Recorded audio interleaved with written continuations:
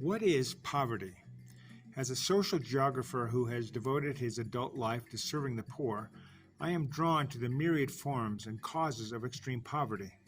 For over 20 years, my humanitarian endeavors focused mostly on urban populations, particularly in Mexico City, Tijuana, and Medellin, Colombia. Heretofore, I lacked opportunities for examining rural poverty and learning how people become displaced from the country to the city. I welcome the prospect of seeing firsthand what similarities and differences exist between the two. Certainly, poverty strongly influences individuals and families, but what are the long-term impacts upon the children and youth who inhabit destitute environments? What avenues of help do they have? Specifically, access to education, health services, and vital resources. Lacking these, adolescents trapped in a cycle of poverty are powerless to escape the consequences of crime and discrimination. They fail to realize their full human potential. Breaking the chain of interracial poverty, therefore, is key to eliminating extreme poverty.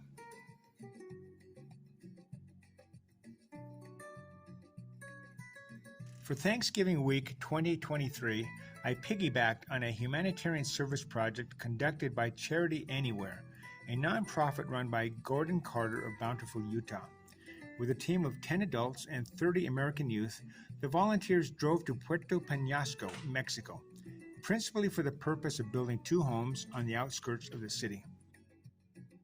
Meanwhile, my participation in the project included helping Gordon to administer doses of fluoride to elementary school children and passing out donated gifts to them.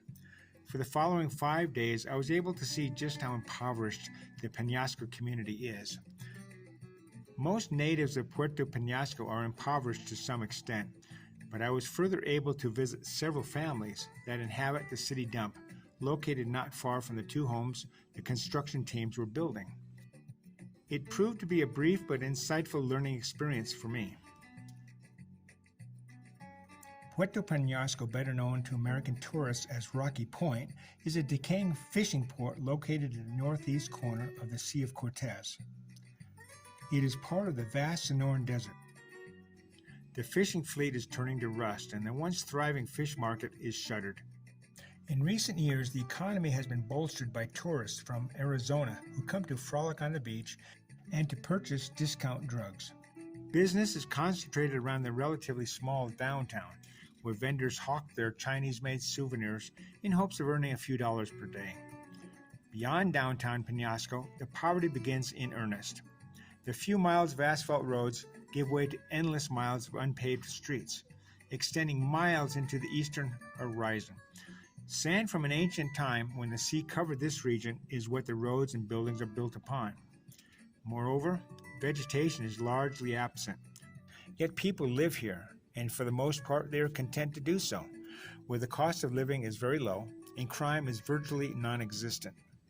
With whatever materials they can procure or scavenge, they build shacks and other abodes of varying quality. The further the community extends, the poorer it becomes. At the far end of town, located several miles from downtown, is the city dump, and it is here that certain people actually scrape out a living. Basura is Spanish for dump or garbage, so basuaro designates persons who process trash. They are the poorest of the poor and the most intrepid of souls. I was open to the possibility of serving these populations in future projects. Certainly, every town and city has these invisible denizens of society. Leaving the small, shallow, and rocky tourist beach in Puerto Penasco, it is a long drive out to the city dump. On this expedition, I had a friend from Mexico City who is familiar with urban poverty. Abraham Salazar has assisted me on my Mexico City operations for several years and is a superb community leader. At the La Cuesta squatter camp in Ecatepec, he has administered weekly educational programs to dozens of children and their often single mothers. La Cuesta is comprised of shacks built from shipping pallets and scavenged materials, so the dwellings we passed on our way to the edge of town were a close approximation. Most inhabitants of Puerto Penasco have some access to electricity, water, and sewage. The ragpickers do not, so they are like the Mexico City community that we have served for several years.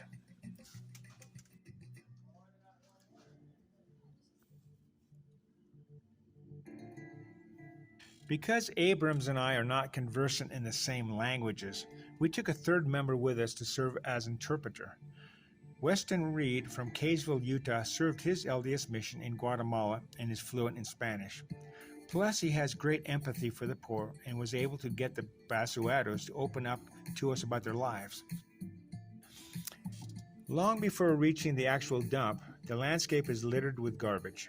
Trash has been dumped alongside the road, likely to avoid costs of dumping in the municipal city. Most of the pollution is plastic and wind-blown debris, the flotsam and jetsam of shopping bags and other detritus distributed by the constant winds. But the broken boats, jet skis, and tires also assault the eyes. It is unlikely that any of it will ever be recycled or buried in a landfill. Finally, arriving at the dump is presaged by the stench of decay and burning smoke of garbage. It is an alien landscape within an alien landscape. In approaching the community, I was concerned at first with how the basuaros would treat us. Were there criminals amongst them who might assault or rob us? Maybe the residents resent being looked down upon by rich folks like us. I was particularly curious to know about whatever families and children reside there. My initial assumption was that many of the basuaros come from elsewhere, perhaps as migrants from Central America. Were they intent upon ultimately making the harrowing crossing across the Arizona desert in search of a better life? In any event, the basuaros represent the poorest of the poor. Like the Dalit or the untouchables of India, they do the work no one else is willing to do, namely process garbage and retrieve anything that can be reused or recycled, especially aluminum cans and metals.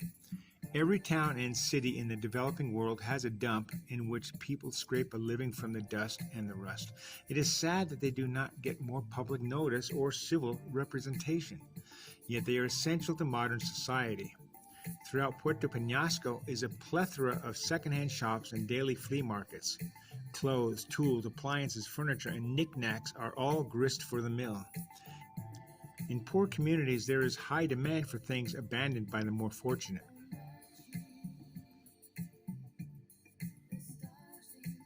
To win the acceptance of the basuaros, we first purchase food and cold, soft drinks, a treat they seldom get to enjoy. I also had a dozen bars of soap and hand towels. Of more practical use to them were 5 small tarps and a 10-meter sheet of industrial plastic, which they could improvise into better protection against the elements. From our standpoint, such commodities don't amount to much, but to people living on the margin of survival, they mean much. In first approaching the community, I was concerned about how the basuaros would treat us. Would they regard us with suspicion and hostility? Were there criminals there keen to prey upon us? I especially wanted to know about families and children. My assumption was that many of the basuaros came from elsewhere, perhaps as migrants from Central America. Were they intent upon one day crossing the border into the United States in search of a better life? How were they there to raise their families? Buenos días. Buenos días. Bien. ¿Sí algo? Cambiando. Ask how many are out here? ¿Cuántas personas viven aquí? ¿Cuántos somos? 1.40.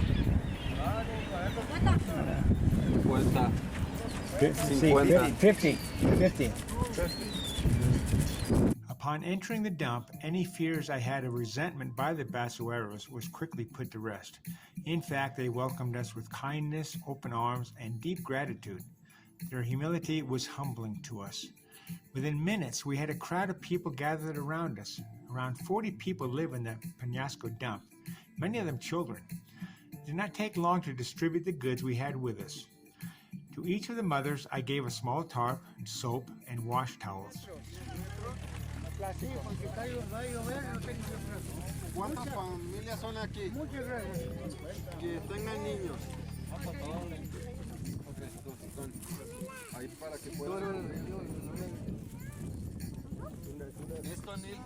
Sí, todas las cosas. Okay, there's a soap, jabón, para las familias. Okay. Tenemos jabones. Siempre es bueno un baño.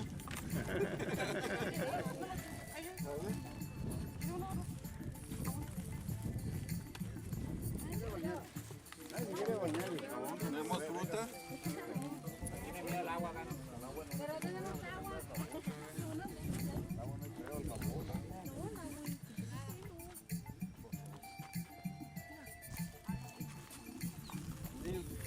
¿Qué? Sí. Alguien alguien con long legs. How do you say long legs? Piernas largas. Piernas largas, sí.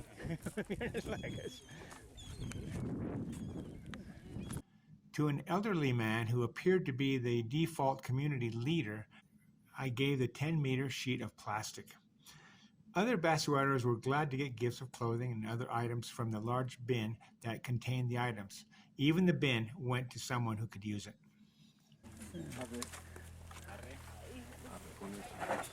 Okay. Eso es lo que tenemos para ustedes.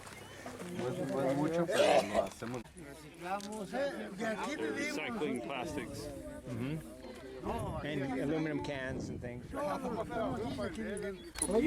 Plástico y bote de somos depredadores.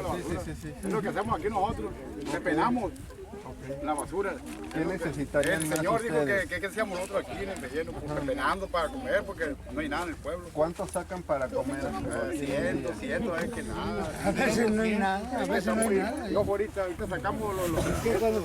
Toma uno. Ok, mi amigo. Sí, toma este. Compartirlo. Sí, lo vendemos, ya peso.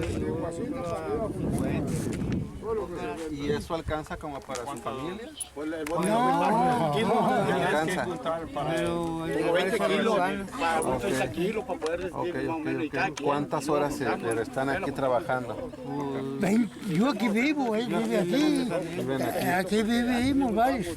Entonces, no alcanzas a ganar. Tienes que juntar 100 kilos de PET para poder ganar 250, pero eso se realiza en 2 días. Exactamente. Sí, está muy barato el bote.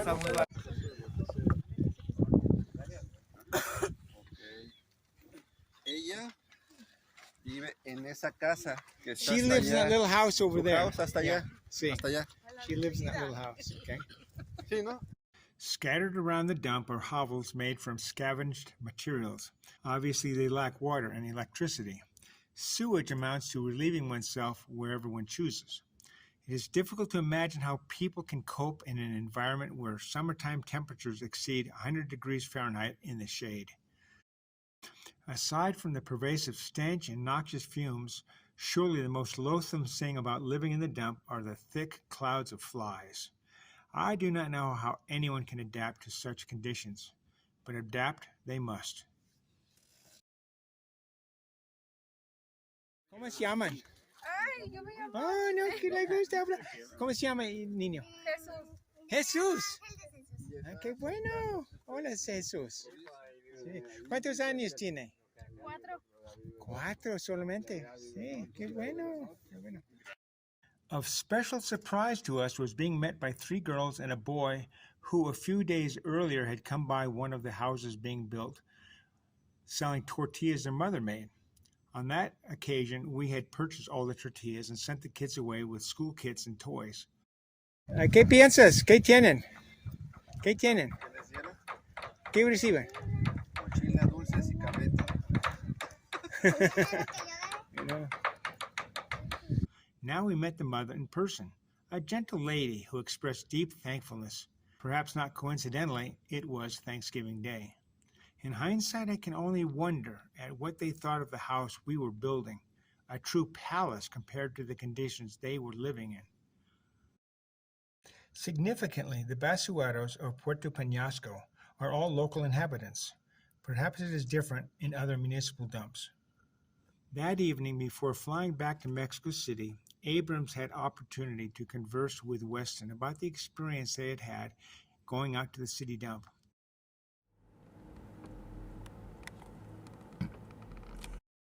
I am so grateful that I made that eye-opening journey to the dump, and I am resolved to find ways of better serving that community. I am more deeply convinced than ever that all of us are spiritual brothers and sisters who stand in need of help from those of us who have something to give, whether material items, money, or just pure affection and respect. It is by the grace of God that none of us were born into such circumstances. And it is by the grace of God that we can make a difference with whatever the Lord has given us to make use of.